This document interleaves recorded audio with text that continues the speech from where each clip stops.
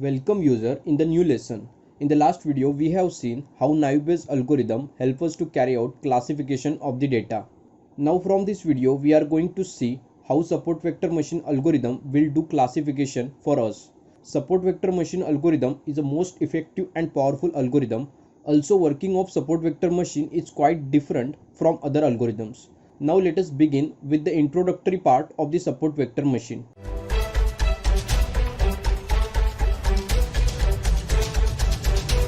To understand the concept of support vector machine, consider two-dimensional dataset. Over here you can see data points are already mapped into two-dimensional plot. By looking into the plot, we can say data is already classified into two categories. But what would be the category of new point if we add new point on this plot? With the help of decision boundary, if we classify data, then we can easily find out the category of the new data. With the help of SVM algorithm, we can decide decision boundary of separable and non-separable data. Right here you can see the classified data. For the sake of simplicity, we assume blue color points are specifying positive entries and orange color points are specifying negative entries. Or also we can say we have two categories, ellipse and circle. So now the question is where we can draw a line which will separate these two categories. Over here you can see multiple lines that we can draw to separate these two categories. But how we can decide the optimal one? The optimal line will maximize the distance between support vectors. Now the question is which are the support vectors? Let us consider one optimal case. Right here you can see three lines. Out of three lines, line L2 will represent optimal decision boundary, which will separate data into two categories. The data point on line L1 and line L3 are called as the support vectors. And we can say the support vectors will define the maximum margin. Let us note some important points from the discussed analysis. The first point is the point on line L1 and L3 are called as the support vectors. The second point is algorithm will choose decision boundary based upon the maximum margin. And the last point is margin will be placed exactly at the center of the support vectors. The decision boundary is provided by the support vectors. So this algorithm is called as the support vector machine algorithm. The data which we have considered for the analysis was the simple. So we have easily classified data. Now assume the new data set. Right here you can see such extreme data point which is outlier for this data set. And now in this case, by looking into the graphical approach, we can say line L2 will define the decision boundary, but ideal decision boundary is line L1 for this data set. Fortunately, SVM will always select optimal decision boundary. Let us consider more realistic data. Over here you can see the data set and decision boundary that classified data into two categories.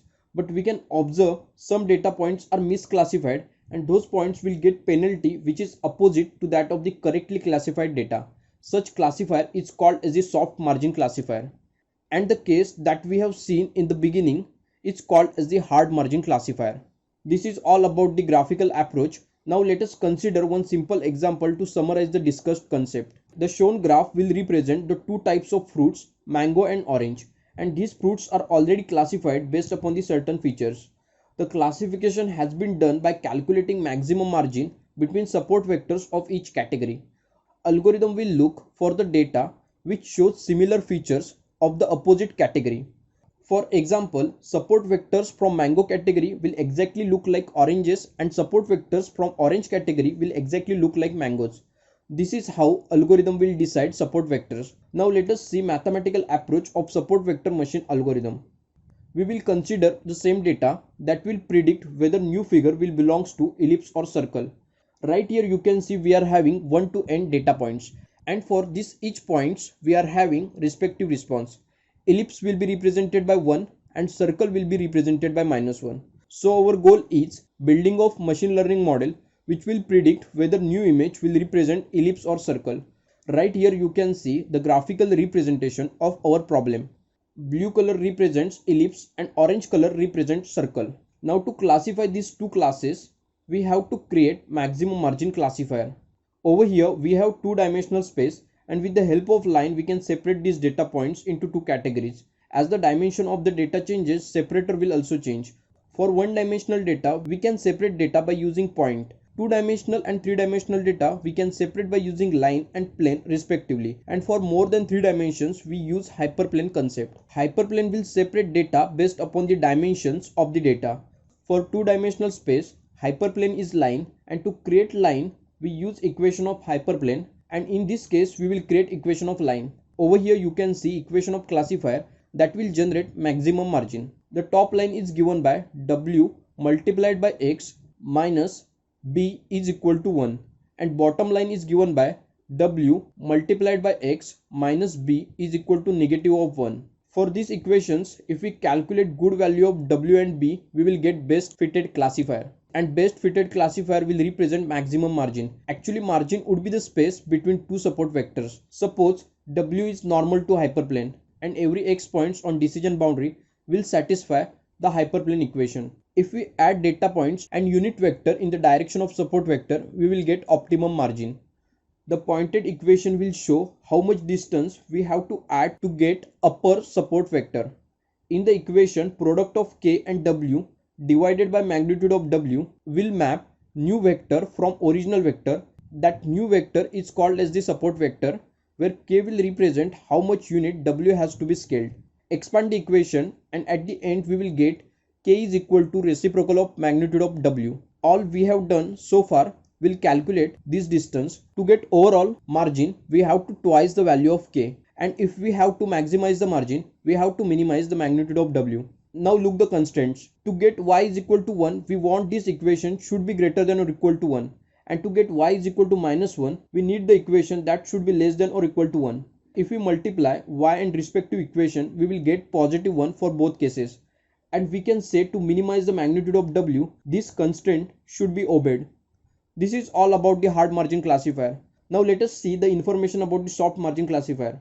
In soft margin classifier, we also consider misclassified data. Over here you can see in graph some observations are misclassified. In soft margin classifier, we consider two things simultaneously for the analysis. Right here you can see the mathematical condition for the soft margin SVM. The first term will minimize the average of hinge loss of the nth observations, and second part will consider the condition of maximum margin. The condition of maximum margin we have already discussed for the hard margin SVM. In the equation, lambda represents relationship between hinge loss and maximum margin. Let us discuss more about the hinge loss by considering different situations. If we look the first situation, data point is placed above the upper support vector and data point is correctly classified by the respective label.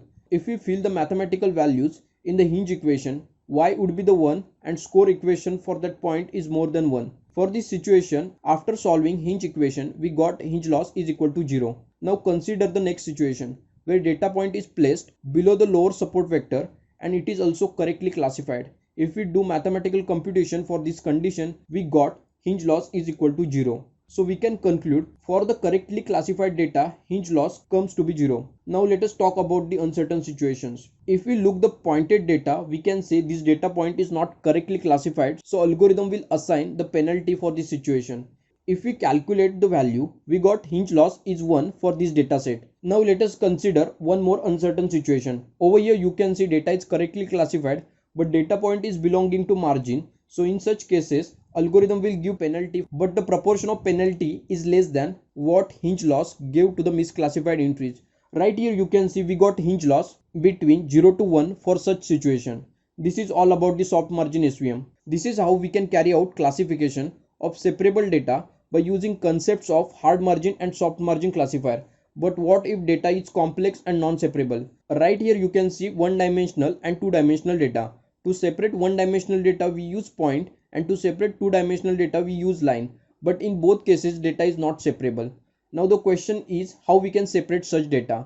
If we transform such data to higher dimension, we can separate the data. Right here you can see one-dimensional data is transformed into two-dimensional data. We have just created the curve where we have projected the data points, and two-dimensional data is mapped into three-dimensional data.